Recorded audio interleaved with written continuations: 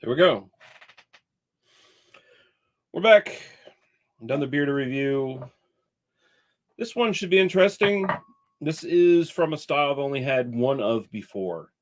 Um, and that was a couple years back. It was from North Brewing here in Nova Scotia. But this is another Tatamagouche beer here, and this is their Skiff Grisette.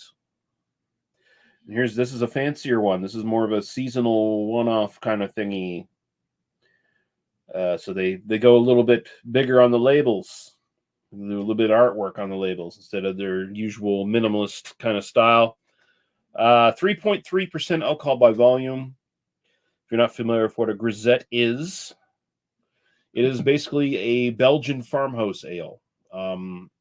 Its specifics are that it was a beer. It was kind of the farmhouse ale, but the version that Belgian miners would drink. So like a Belgian mining camp, basically. And the actual word grisette, if I'm recalling correctly, had something to do with the serving women who would serve the beer to the actual miners. That's kind of the fast and loose history of it, and there might be some things wrong there, some inaccuracies, but that seems to be the generally agreed upon kind of general details of this. But it's basically just it's a farmhouse ale. So it's like the low alcohol beers you would give workers that would be made from whatever ingredients basically you had on hand. So it's not like a fast and loose, or actually it is a fast and loose style. It's not a style that has like super adhered to standards. At least it didn't back then. Now maybe more so, but back then it basically was just a low alcohol beer. Whatever fucking beer you made with whatever grains and stuff you had available to do it with, because water was less reliable, so you had to hydrate your workers. Back then they didn't have ways to really sanitize the water, so this was the safer way to keep your workers hydrated and the like. So it wasn't about getting drunk, but I'm sure plenty of people found ways to get enough of this to get drunk. And quite frankly, probably the original ones, like the ones made back in the day, were probably even lower in alcohol. They were probably like 2% or something like that. Like, because you didn't want your workers to get drunk, right? But yeah, Skiff Grisette. We do have it on the Tatamagouche website, and we have CB follow back saying great and fancy can labeling, like a lot. Yeah, it's a very pretty picture. Just a pretty little simplistic painting. The colors I like, kind of aqua and green, and I guess it kind of comes out blue on camera, but the can is very green. There's some dark green, some like lighter green, some aqua. Nice color scheme. I had that. We're just gonna share the page for a second. Just see if they say anything specific. They say the easy drinking cousin of the saison. Yes, the saison or the farmhouse ale. I don't need to know the notes. What do they say? Anything special about what's in it? That's all I kind of want to know. Water, malt, hops, yeast, oats, and spelt. They say it on the can.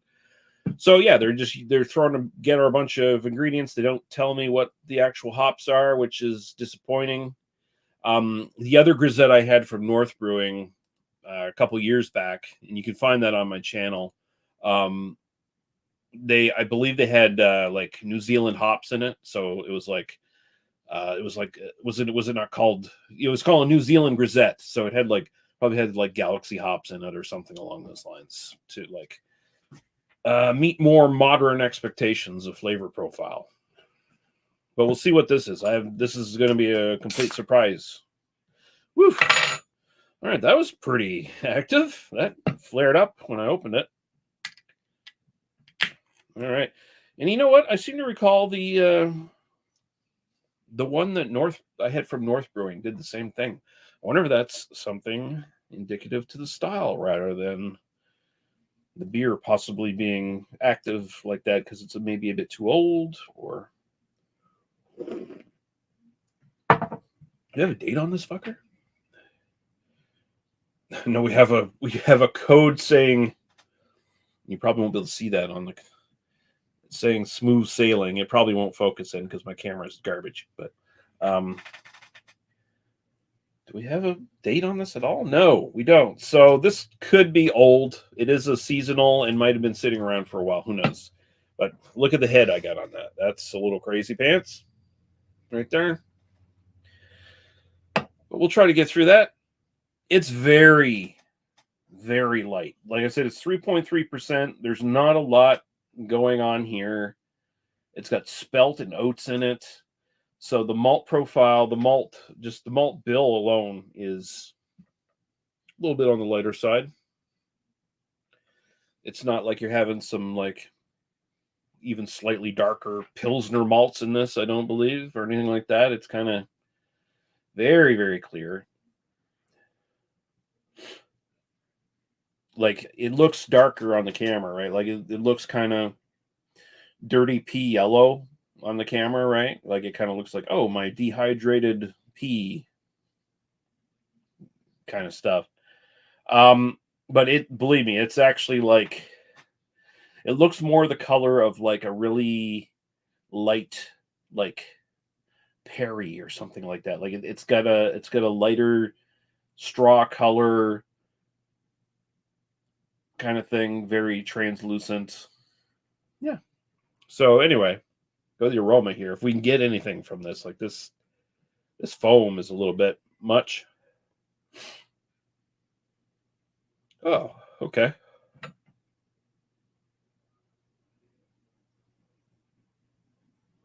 That's different. Oats and spelt in this. It's got a mustiness to the aroma, which, if you know what I mean by that, it's just got like this dry mustiness, that kind of sensation.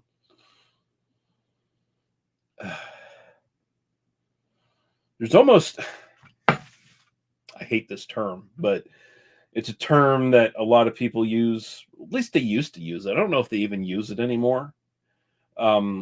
But when it came to like farmhouse ales or like Belgian style, especially like, wild ales and things like that, they'd use the term horse blanket.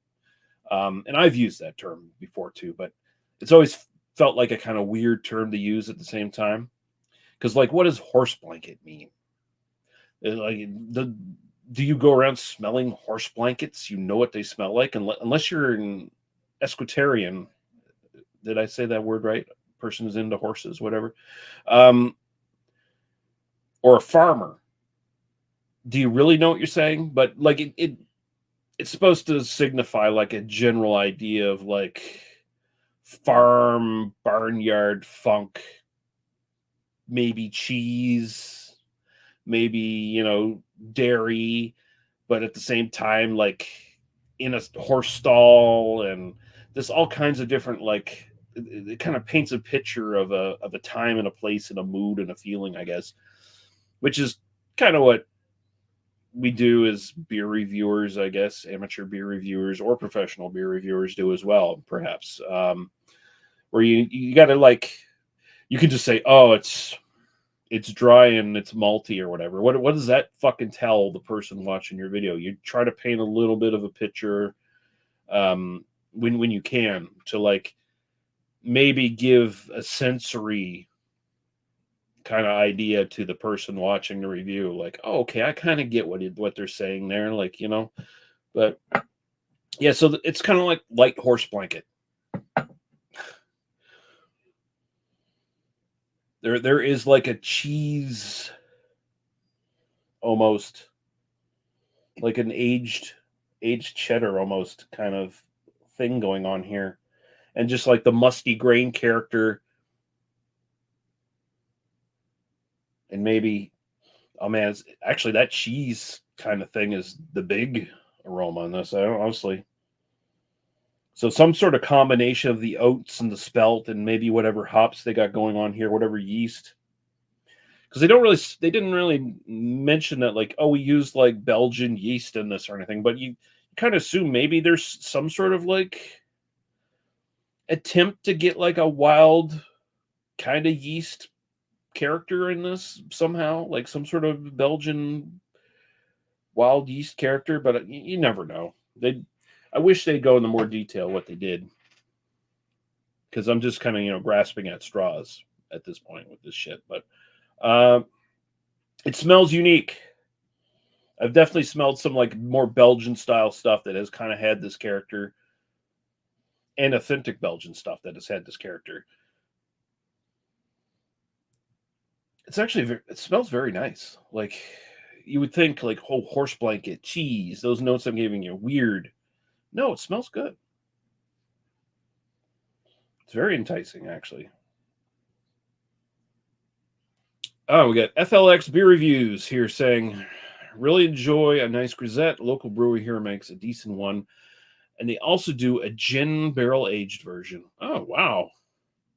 Now, I would imagine a gin barrel aged version of a Grisette would be pretty interesting, because such a light fucking beer style to begin with. It would be like pretty much dominated by whatever botanicals you have in your gin. So, yeah, I like that. I like that idea. I've always thought that gin barreled beers is an interesting little side way to do your barreling for your beers, your barrel aged stuff. So, all right, let's get to the taste of this. We're going on here way too long.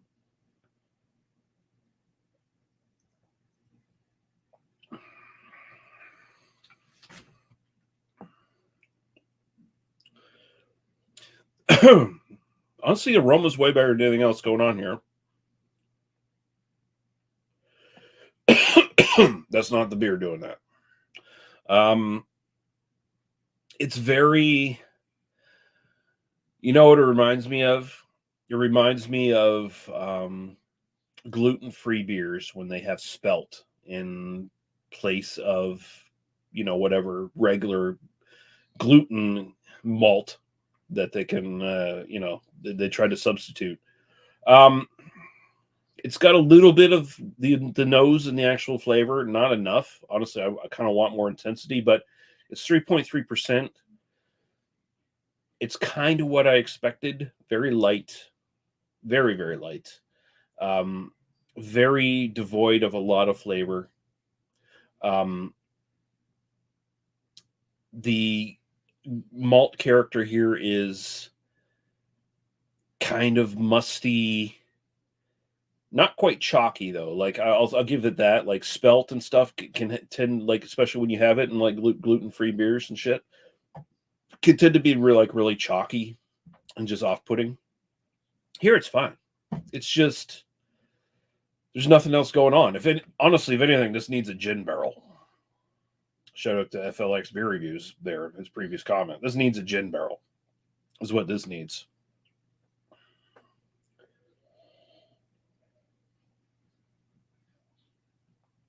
But that being said, there's nothing offensive about this. There's nothing bad about it. It's just like a very non-beer. It's almost like a vodka soda. So it's like a White Claw, kind of. Like the flavor is so just minimalized. Yeah, it's kind of where it's at. Like some of that cheesy character that I was talking about that's coming out in the nose is kind of building up in the taste now a little bit in the back, which is nice actually. Like it's got a nice kind of flavor there, but it's very minimal. I want more. FLX beer reviews saying sounds like this is much like a table beer meant to cleanse the palate and complement the food rather than kill the palate. Yes, very much so. Yeah. So Grisette, Belgian style farmhouse. So yes, not too distant cousin of the Patter beer or whatever, the Belgian Trappist monk table beer. So yeah, And CB Falls saying excellent review, Lethal. Thank you. But yeah, this is fine. It's just I got to say, Grisette is not my style. I guess the two I've had so far. I think the one I had from North Brewing was a bit better, just because it was like they were actually kind of dedicated to putting a bit more flavor into it. So style wise, this is probably pretty much on style. It's just not big in flavor. I'll give it a 7 to be safe for style. My own personal preference, I'm probably going to sit that somewhere much lower. I'm probably going to sit that at about a 5.5. Like I would never buy this again personally. There's plenty of like other light beers, like table beers, patter beers, lower ABV saisons and stuff that I can get here that have more flavor that I would enjoy much better and often do. This just doesn't have enough of like I said, I wish this had that sort of cheese note. I kind of wish that was a little bit bigger. If it was, maybe we'd have something here. But as it sits, it's a little too light and a little too flavorless for it to be something that I would buy again. So I'd have to, sit my personal preference at about a 5.5. Not saying it's terrible, not saying I wouldn't drink it again. Like if you handed me this beer, sure, I'd fucking drink it. Why not? But buying it, nah, probably not.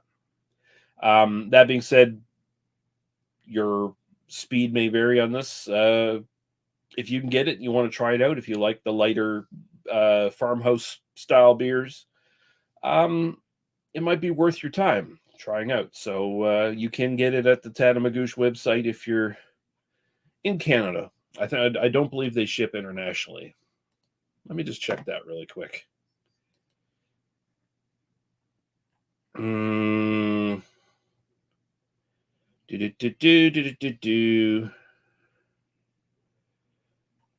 Shop beer.